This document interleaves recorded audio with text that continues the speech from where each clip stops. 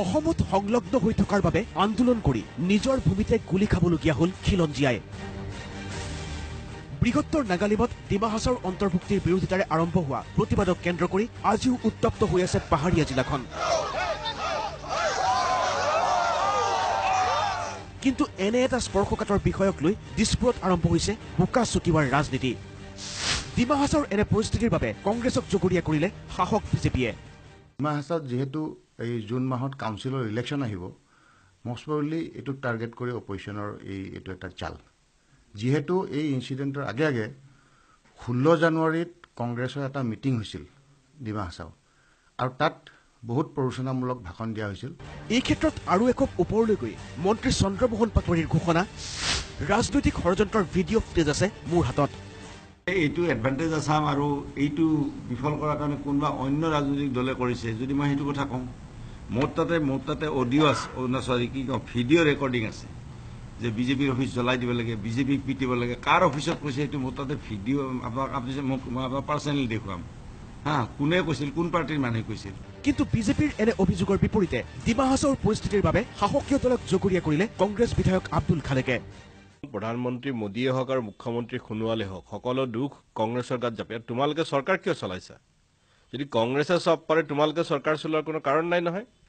তেওঁলোক ব্যৰ্থ, আৰু ইয়াত কংগ্ৰেছে একো কৰা নাই। কিন্তু ডিমা হাছাওবাসীৰ যি প্ৰতিবাদ, ই ন্যায়সংগত প্ৰতিবাদ, আৰু এই প্ৰতিবাদকাৰীৰ ওপৰত যি ধৰণৰ আৰক্ষী অত্যাচাৰ চলিছে, আমি সকলোৱে তাৰ বিৰুদ্ধে মাৰ বান্ধি থিয় হ'ব লাগিব।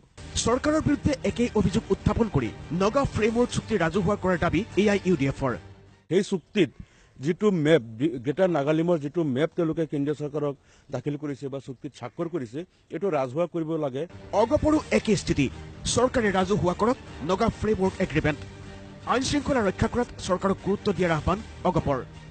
এই গোটেই বিষয়টো কেন্দ্ৰীয় চৰকাৰ আৰু ৰাজ্য চৰকাৰো এই গোটেই কথাখিনি ক্লিয়াৰ নহয়, বা আমিও নাজানো নাগালেণ্ডত কি আছে, কোনখন ডিষ্ট্ৰিক্ট পৰিব, কি হ'ব।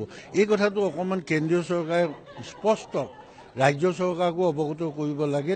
মানুহ এতিয়াও সন্দেহৰ আৱৰ্তত সোমাই আছে, গতিকে এইটো বিশেষভাৱে কিভাৱে মানুহখিনিক পতিয়ন নিয়াব পাৰি, এই ক্ষেত্ৰত ৰাজ্য চৰকাৰেও বিশেষ ব্যৱস্থা গ্ৰহণ কৰিব লাগে।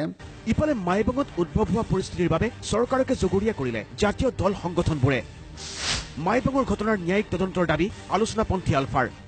ডিমা হাছাওৰ পৰিস্থিতি আচলতে চৰকাৰে অতি শান্তিপূৰ্ণভাৱে নিয়ন্ত্ৰণ কৰিব পাৰিলহেঁতেন। যিকোনো ধৰণৰ এটা গণতান্ত্ৰিক আন্দোলনক দমন কৰাৰ নামত তৎক্ষণাৎ গুলীৰ পৰ্যায়লৈ যোৱাটো আচলতে কোনো কাৰণত এইটো কাম্য নহয়। কিয় গুলী চলাবলগীয়া পৰিস্থিতিৰ সৃষ্টি হ'ল এখন গণতান্ত্ৰিক দেশত, তাৰ বাবে আমি চৰকাৰৰ ওচৰত দাবী জনাইছো যাতে এটা নিৰপেক্ষ ন্যায়িক তদন্ত হওক। নাগাসকলৰ কাৰণে ডেভেলপমেণ্ট কাউন্সিল দিবলৈ দিয়া নহ'ব বুলি কোৱা কথাটোৰ কাৰণে যি ধৰণে গুলীয়াই হত্যা কৰিলে, এই ঘটনাটোৱে প্ৰমাণ কৰিছে যে বিজেপি চৰকাৰখন এখন অগণতান্ত্ৰিক চৰকাৰ, এখন ফেচিষ্ট চৰকাৰ, আৰু এই চৰকাৰখনে কোনো পৰ্যায়ে জনতাৰ অন্তৰৰ কথা, ভিতৰৰ কথাবিলাক শুনিবৰ কাৰণে কেতিয়াও চেষ্টা নকৰে। মন কৰিবলগীয়া, ৰাজ্য চৰকাৰে মাইবঙৰ পৰিস্থিতি যি ধৰণে মোকাবিলা কৰিব লাগিছিল সেই ধৰণে ব্যৱস্থা গ্ৰহণ নকৰাৰ অভিযোগ উঠিছে চৌদিশে। ব্যুৰো ৰিপৰ্ট, প্ৰতিদিন টাইম।